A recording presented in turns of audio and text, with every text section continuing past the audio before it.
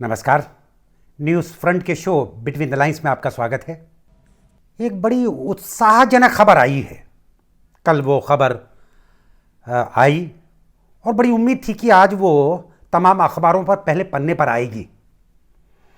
बड़ी सी खबर है, अलबत्ता है वो सिर्फ बयान एक मंत्री का, और एक ऐसे मंत्री का जो लगभग सबसे बड़े मंत्री कहे जा सकते हैं पैसे के लिहाज से, जो भी मंत्रालय उनका खर्च करता है। सड़क यातायात मंत्री हैं वो, नेशनल हाईवेज उन्हीं के पास है। और उन्होंने एक प्रोग्राम में ये बयान दिया कि नेशनल हाईवेज के दोनों तरफ नए शहर बसाए जाएंगे, और नए सिर्फ शहर जो बसाए जाएंगे वो smart city, township, industrial clusters, logistic parks यानी गोदाम वगैरह जो होते हैं वो बनाए जाएंगे। जाहिर है कि उन्होंने वो सब 400 साइट्स की बात भी कर ली, तो बहुत बड़ा सा ऐलान था वो। और उन्होंने सिर्फ इतनी सी बात कही कि एक हम नोट बनाकर भेज रहे हैं और हम कोशिश करेंगे कि कैबिनेट से इसकी मंजूरी मिल जाए। जाहिर है कि मंजूरी मिल भी जाएगी, बहुत आजकल उस तरह की समस्या नहीं आती जब कोई जहाँ तक योजना की बात है, कोई भी ऐसी उत्साहजनक और बहुत ज़्यादा बड़ी सी योजना हो उसको मंजूरी मिलने में कहीं ज़्यादा देखा नहीं आता उसमें कि भाई इसका आगा पीछा और क्या होगा, और बहुत ज़्यादा ऐसे विवाद भी नहीं होते।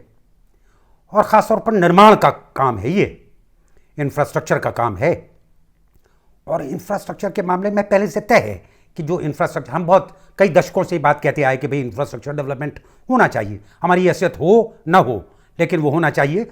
जाहिर है कि कोई इसका विरोध नहीं कर सकता, वो कोई इसकी आलोचना नहीं कर सकता, कोई इसमें मीन मेक नहीं निकाल सकता।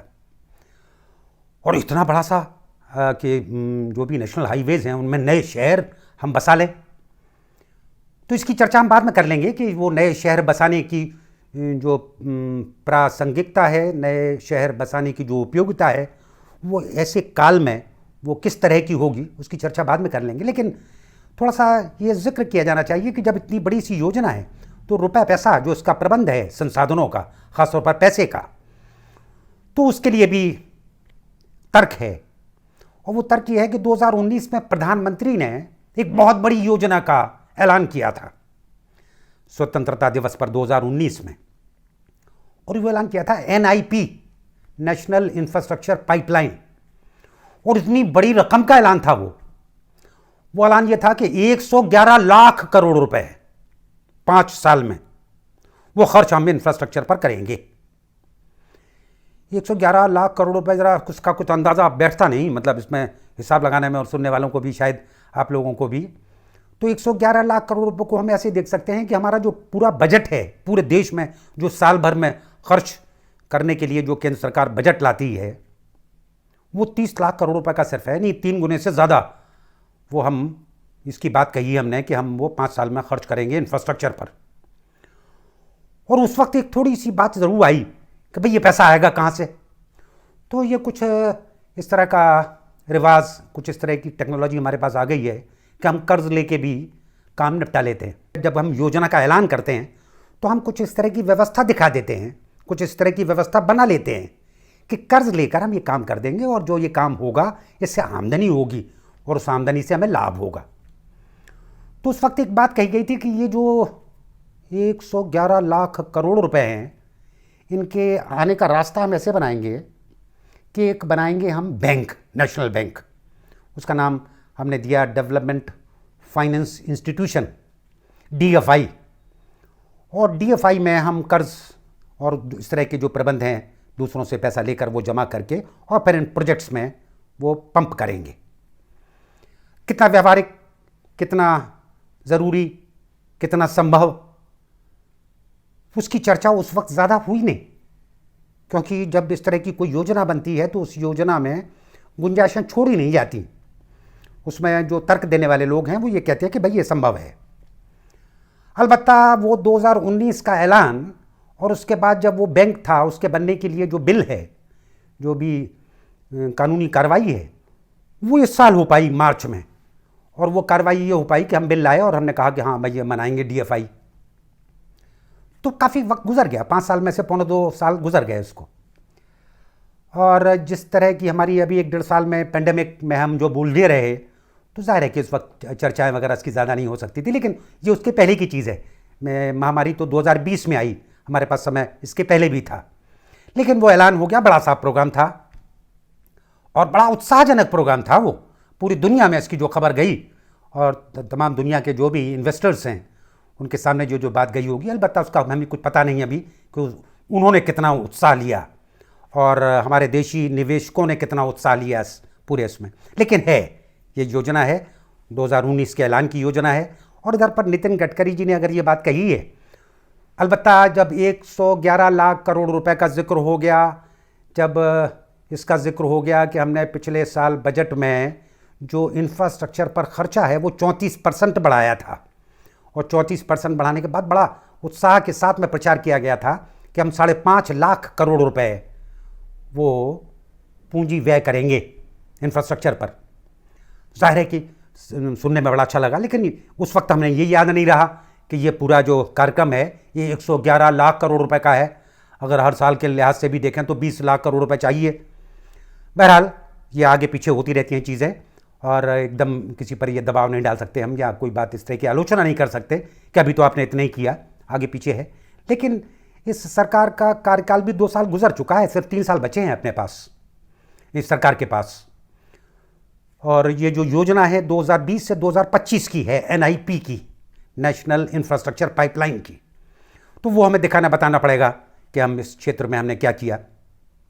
बहरहाल अभी नई बात ये कि गडकरी जी ने ये ऐलान किया और इससे एक उत्साहजनक माहौल बना कि भाई अब नेशनल हाईवेज़ के बगल में वो शहर बसेंगे, स्मार्ट सिटीज़ बसेंगे, टाउनशिप बनाई जाएगी, उसमें इंडस्ट्रियल क्लस्टर्स बनेंगे, उसमें लॉजिस्टिक्स पार्क्स ये बनाए जाएंगे। और जब ये बनाए जाएंगे तो जाहिर है कि इससे जुड़े तो बहुत सारी जनता है, उनके बीच में ये उत्साह पैदा होना कि अब एकदम गतिविधि बढ़ेगी। और एक और जो ख़ास बात कही कि जब उन्होंने ये बात कही कि इतना बड़ा काम करने जा रहे हैं, मतलब हमने सोच लिया है, अब बस कैबिनेट की मंजूरी मिली और उसके बाद ये काम चालू, तो उसके बाद उन्होंने एक पीछे बात और कही है उसी कार्यक्रम में कि इससे रोज़गार बढ़ेगा। रोज़गार बढ़ने की बात वो पहले भी कहते चुके हैं कि भाई जब भी कोई सड़क बनती है और उस पर जो भी 10-12 लाख करोड़ रुपए का उन्होंने हिसाब बताया, तो उसमें बताया कि भाई कितने करोड़ हमने रोज़गार पैदा कर दिए।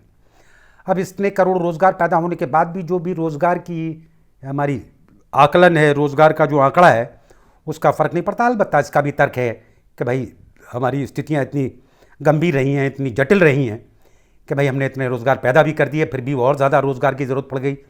बहरहाल उसके भी तर्क नहीं दिए जा सकते, लेकिन ये बात सही है कि कोई भी अगर प्रोडक्टिव एक्टिविटी होती है, अगर कोई उत्पादक गतिविधि होती है, उस उत्पादक गतिविधि से रोज़गार बढ़ेंगे। अगर वो गतिविधि हुई तो, और उत्पादक गतिविधि होने की जो बात है उसके लिए ये तर्क है ही कि 2 साल पहले हमने NIP का ऐलान कर ही दिया है, हमने जो डेवलपमेंट फाइनेंस इंस्टीट्यूशन है उसके लिए काम कर दिया है, तो जाहिर है कि ये व्यवहारिक दिख रहा है।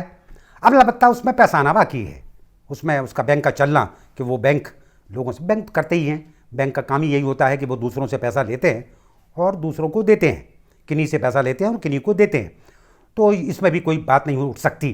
गडकरी जी के बयान से बनी ये खबर जितनी उत्साहजनक है, उस पर एक टिप्पणी, और बल्कि टिप्पणी ना कहें उसको, एक ख़ास बात और कही जा सकती है। वो ये कि ये खबर जिस तरह से मीडिया में आई उसने तो उत्साह पैदा किया, लेकिन आजकल ऐसी खबरों को जो स्टूडेंट्स हैं मैनेजमेंट टेक्नोलॉजी के वो भी पढ़ते हैं, और बड़े चाव से पढ़ते हैं, बड़ी गौर से देखते हैं उसको वो। और आजकल किसी भी इस तरह के ऐलान को या योजना को वो लक्ष्य प्रबंधन का जो पाठ है उस लिहाज से भी देखते हैं। लक्ष्य प्रबंधन के उस पाठ में 5 चीज़ें कही जाती हैं कि भाई ये कोई प्रोग्राम है, उस स्पेसिफिक होना चाहिए, वो विशिष्ट होना चाहिए। तो जाहिर है कि विशिष्ट उन्होंने 4 बातें कही हैं कि भाई हम नेशनल हाईवेज़ के दोनों तरफ ये 4 प्रकार की चीज़ें बनाएंगे जिसमें शहर हैं ये। तो उसमें एक और बात कही जाती है मेजरेबल की, नापतौल की।